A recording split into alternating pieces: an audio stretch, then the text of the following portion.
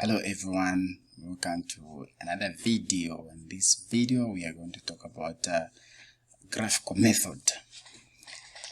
In some previous videos we talked formula, method, and also completing the square method, and also factorization.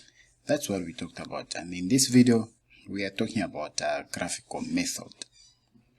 So what is this graphical method? This is the method which is used to solve quadratic function using graphs. That is what we call the graphical method. So this is the method that is used to solve quadratic functions using graphs. And these quadratic functions, for example, for the curve of a quadratic function, which is a x squared plus b x plus c, is called a parabola. That is what it is called. It is called a parabola. So that is what it is called. When a, for example, when a, the coefficient of x squared, when a is greater than 0, then if it is greater than 0, simply means when the numbers are increasing. For example, we have got 1 is greater than 0, we have got 2 is greater than 0, 3, and so on, and 4, and so on. If we have got those numbers, then what usually happens is that the parabola itself has a minimum value at the bottom of the curve. So at the bottom of the curve, I'll show you the two types of parabola which we have. So when a is less than 0, then for example, it is -1, it is -0, negative what, and so on, meaning it is less than 0, then the graph maximum value at the bottom of the curve. That's what, those are the two types of curves that we are going to come up with.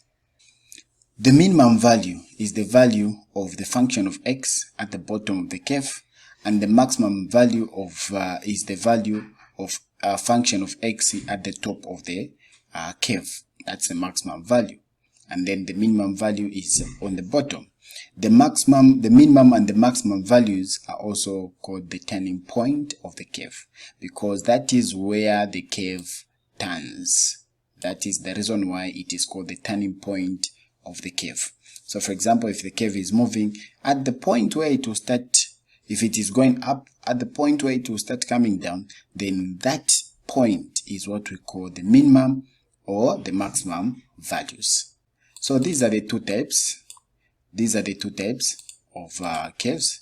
So this one is the minimum, which is coming down. So at this point where the curve starts going up, then that is the value. The value which is there is what the minimum value.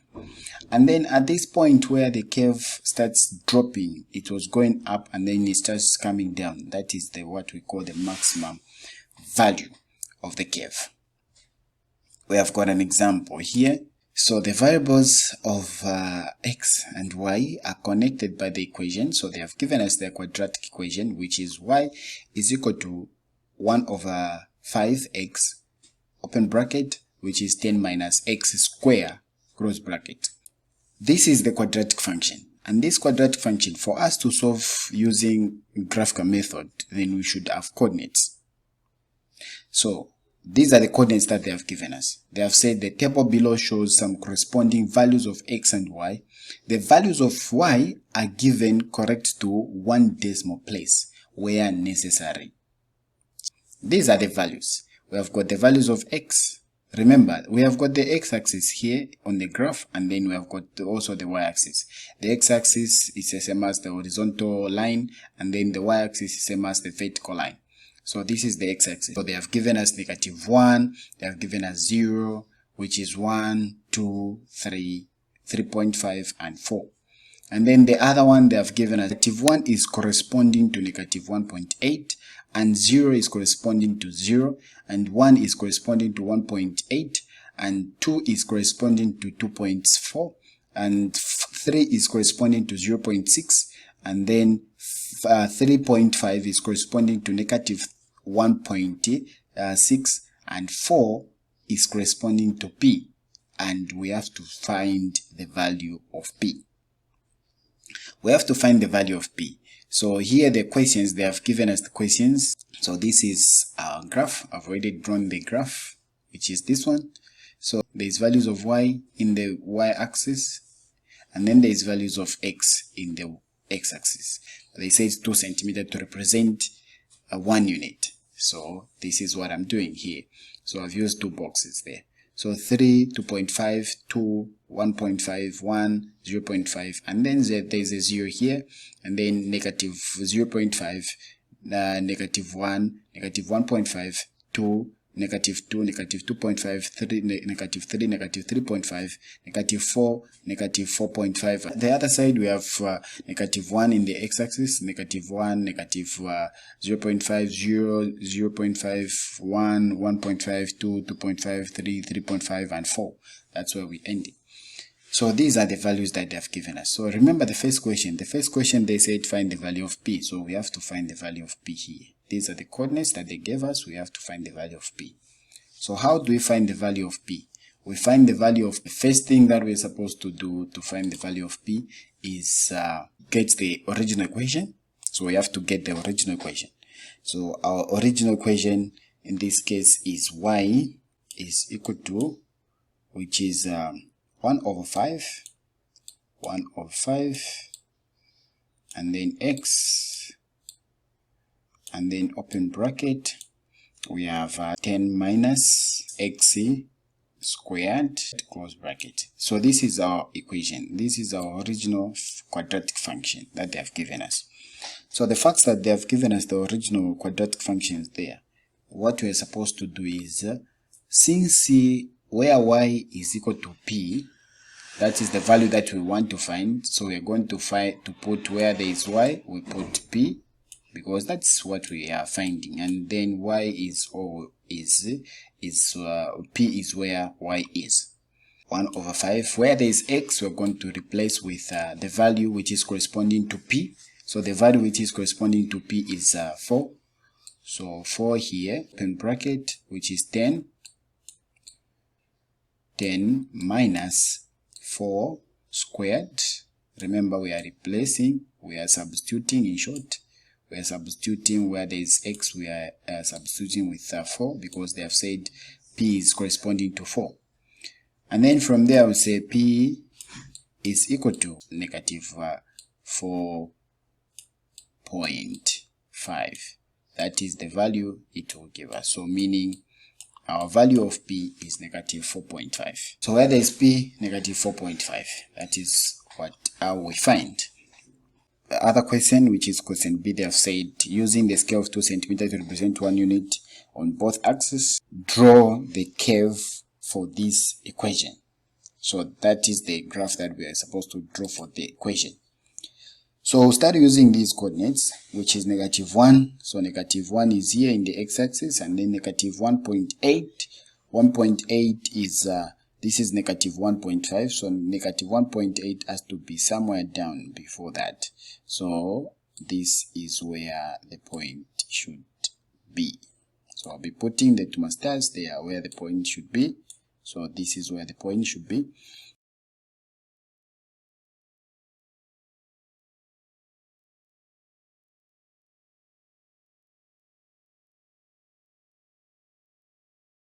After we have put these points, then we can join them together, starting from where we started from.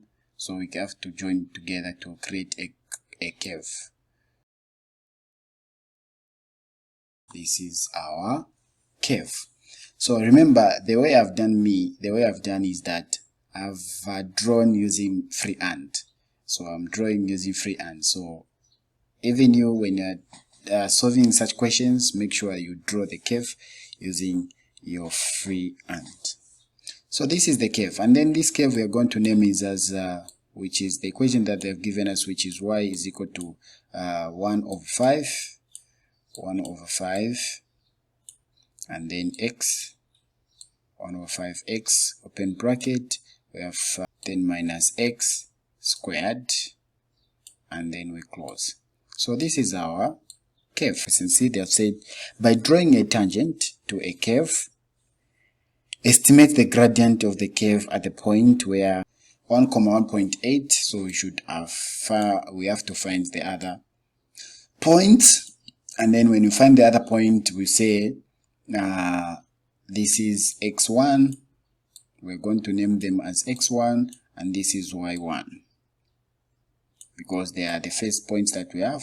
And then in the second points that we are going to get is x2, and then also y2.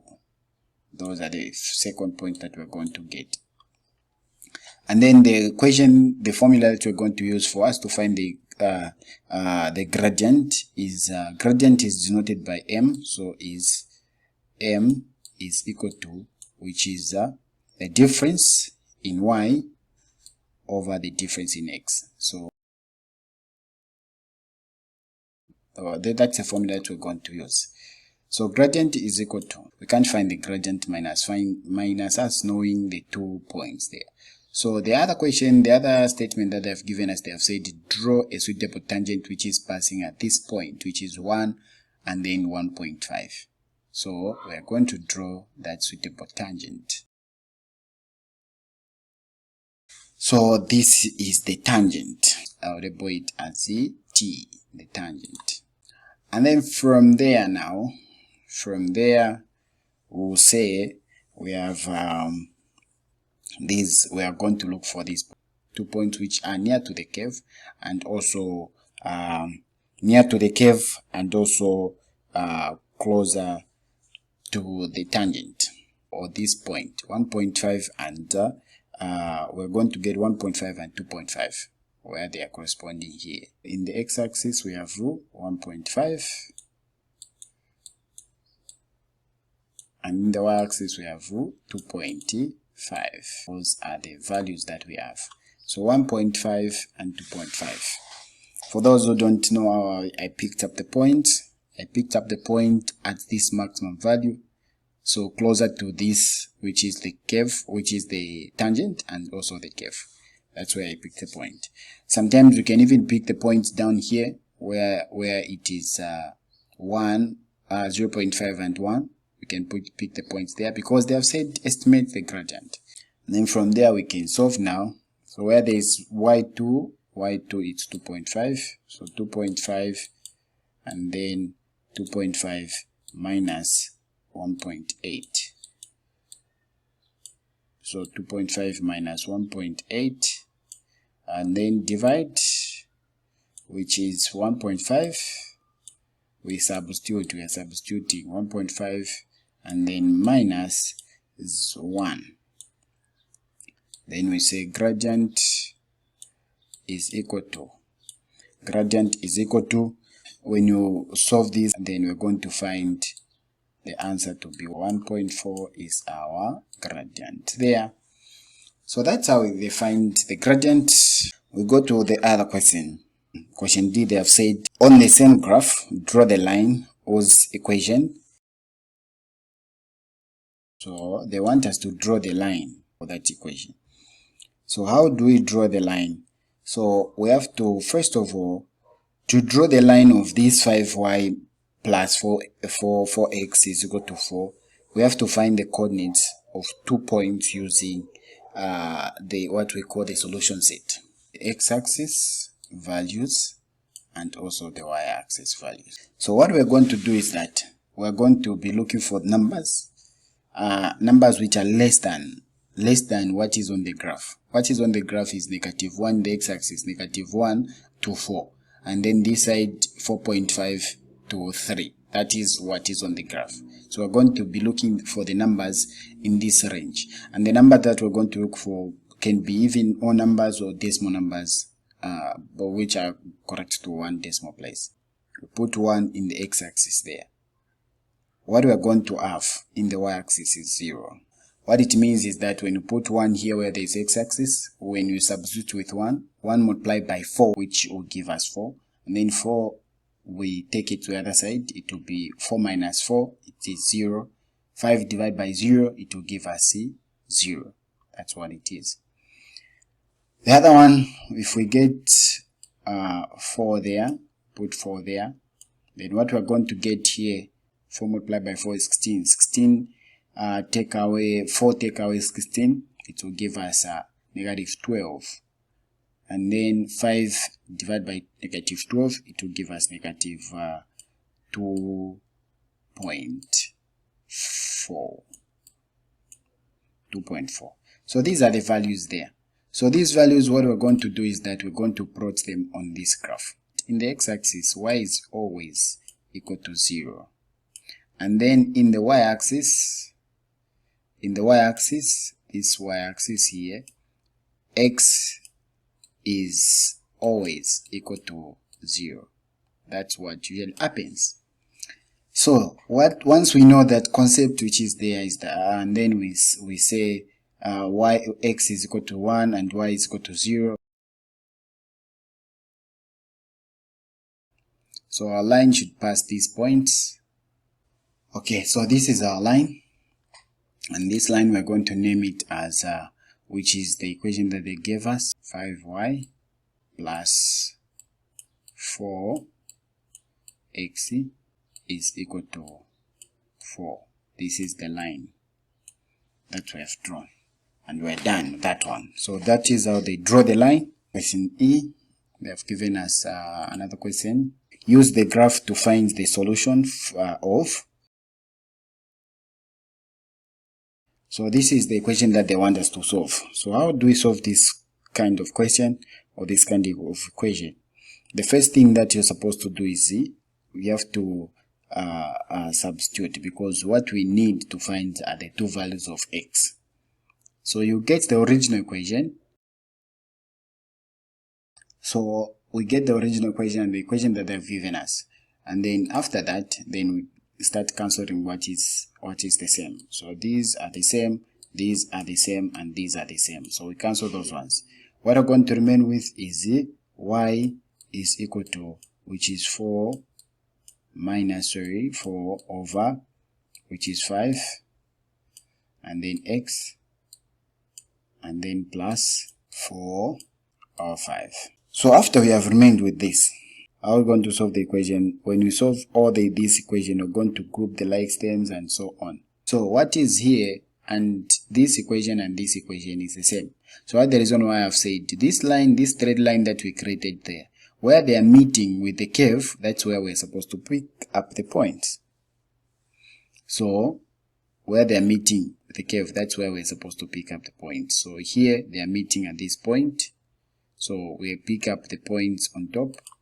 So we say that is where we're supposed to pick up the point, and then this also, it's meeting here, and then we're supposed to pick up the point somewhere there. That's where we're supposed to pick up the points, and then picking up those points there. So this is how we find the values of x when you have been given the equation. So you just cancel the ones which are like or which are the same, and then you remain with the equation, and then this equation, when you solve it, it will lead us back to this equation which gave us this line here. And then for us to come up with the values of x, we just go where where the curve meets the line, and then we pick the coordinates in the x-axis, and then where the curve meets the line, we pick the coordinates where it is for x-axis there.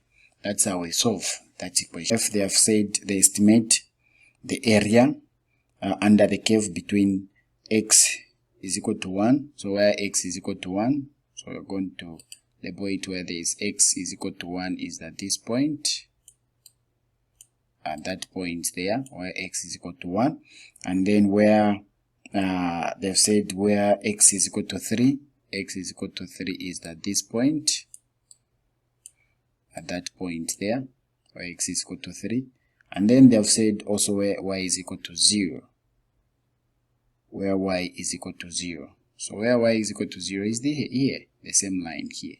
That is where y is equal to 0 in the same line there. So we are going to come up with this is the area that they are talking about. So this is the area which we are going to find. So we're going to find the area of this. So for us to find the area of that, what you need to know is that we have to draw the lines. We have 1, and then 2, and then 3 4. We have 4 centimeters there. So 4, we're going to multiply 4 meters multiplied by the 1 centimeters. So 1 centimeters, they are in a 2 centimeter. Let me draw it here. So this is 2 centimeter here. It has got small boxes. Small boxes, they are 10. So 5 small boxes, that's where the 1 centimeter is. And then the other 5 small boxes, that's where 1 centimeter is. So there are 1, 2, 3, 4. 4 small boxes there inside. So 4 times 4 there. So what the concept which is there is that you find the boxes there which are there. So we have 1, this is the 2 centimeter box, and then we have got another 2 centimeter box. We have another we can say another from here to here, we have another 2 centimeter box there. And then we have, these are halves that we have. So the halves, we count them as 1. As that's the result. That's how they count. So which gives us 4 boxes. So these 4 small boxes, these 4 2 centimeter boxes, in each 2 centimeter there are 4 1 centimeters. So 1, 2, 3, 4. So that's the reason why I've multiplied 4 multiplied by 4, which is giving us area is equal to 16 centimeter square. That is our area.